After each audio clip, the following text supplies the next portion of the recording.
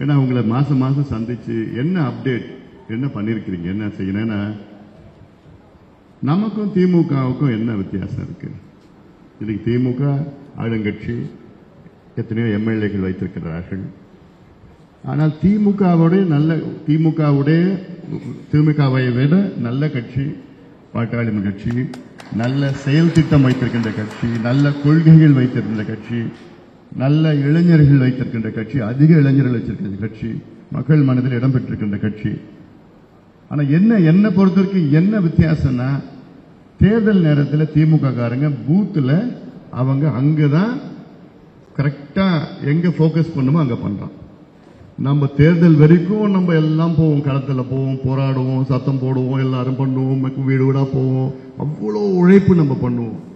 ஆனா கரெக்டா அவன் அங்க மட்டும்தான் போக்கஸ் பண்ணி, அங்க மட்டும்தான் கான்சென்ட்ரேட் பண்ணி ஆளுங்களை யாருன்னு பார்ப்பான். அது பிறகு யாரு ஓட்டு போடலன்னு அவங்கள கூட்டிட்டு வருவான், யார் ஓட்டு போட இல்ல அவங்கள வச்சு கள்ள ஓட்டு போடுவானுங்க. இதுலதான் நமக்கும் அவங்களுக்கும் கேப் ஆயிடுச்சு. இந்த கேப் மட்டும் நம்ம ஃபில் பண்ணிட்டோம்னா நம்ம தான் ஆளுங்கட்சி. ஏன்னா அவ்வளோ நம்ம கிட்ட இருக்கு. நம்ம உழைப்பு 36 வருஷமா நம்ம கட்சி, 36 வருஷம் எல்லாமே நம்ம கிட்ட இருக்கு. ஆனா இந்த இடத்துல மட்டும்தான் நமக்கு பெரிய ஒரு கேப் இருக்கு. இந்த கேப்பை ஃபில் பண்ணாதான் நம்ம வருகின்ற தேர்தல் நம்ம வெற்றி பெறுவோம். அதன் பிறகு நம்ம ஆளுங்கட்சியா வரணும்.